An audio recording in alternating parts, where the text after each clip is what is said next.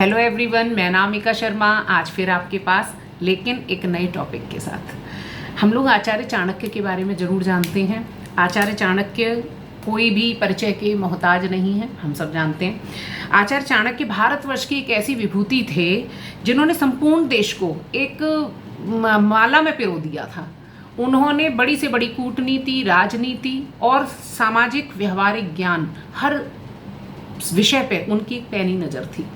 उन्होंने छोटे छोटे छंदों के द्वारा, छोटे छोटे श्लोकों के द्वारा हमें समाज में हम कैसे सम्मान के साथ जी सकते हैं, हम कैसे अपने बल के साथ जी सकते हैं और हमें किस तरीके का व्यवहार करना चाहिए जो हमें हमारी ऊंचाइयों की ओर ले जाए और हमको बहुत अच्छी तरह समाज में सम्मान दिलाए।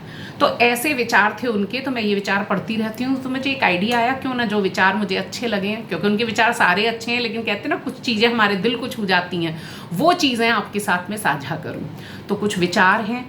आप देखिए, इतनी महान विभूति होने के बाद भी, इतने महान कूटनीतिज्ञ होने के बाद भी उनका रहन सहन बहुत साधारण था, लेकिन उनका चिंतन मनन बहुत हाई क्लास था। उस समय जो उन्होंने लिखा, उस समय के अनुरूप तो वो था ही, आज के जीवन के लिए भी वो उतना ही अनुकूल और अनुरूप है।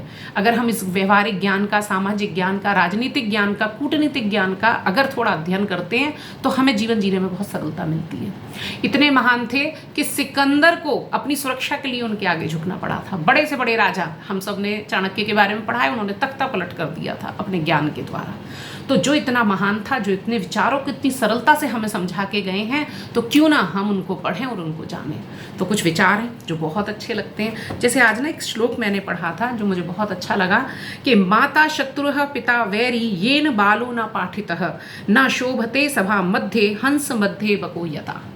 माता पिता बालक के वो शत्रु हैं जो बालक को पढ़ाई नहीं करवाते, शिक्षित नहीं करते हैं। क्योंकि अगर शिक्षा का अभाव है तो आप कितने भी पैसे वाले हों, कितने भी रूपवान हों, कितने भी गुणवान हों, आप जब संगति में बैठेंगे पढ़े लिखों की तो आप अजीब ही लगेंगे, जैसे कि हंसों के झुंड में बगुला अजीब लगता है।